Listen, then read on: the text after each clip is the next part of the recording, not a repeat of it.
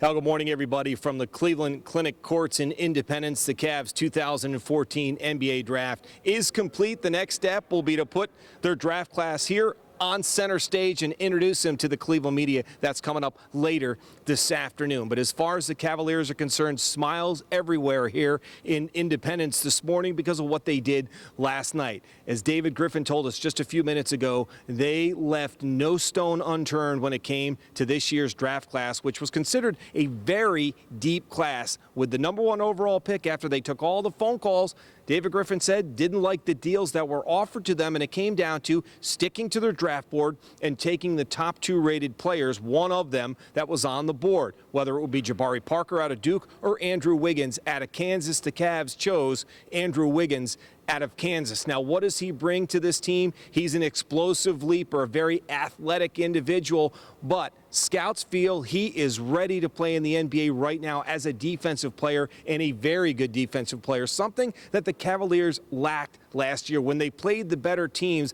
there was a lot of players that would blow by flat-footed Cavaliers on defense and score some big points. They're hoping that Andrew Wiggins can make that transition quickly and help the Cavaliers defensively. And what a backcourt combination with Dion Waiters and, of course, Kyrie Irving, and then you add in a young Andrew Wiggins. That could be a very explosive backcourt to watch for a long, long time. Now, with the 33rd pick, the 3rd pick in the 2nd round, the Cavs took a man by the name of Joe Harris out of Virginia, an elite three-point shooter. That's the book on him, a very good pull-up jump shooter. And one of the things the Cavs lacked last year is points from the outside. Kyrie Irving was the #1 point getter on this Cavaliers team last year. They lacked a guy who could shoot from beyond the arc. They're hoping Joe Harris out of Virginia is a guy who can give them points from beyond the arc, considered an overachiever. He's 6'6", so he's a good guy and a big guy who can set up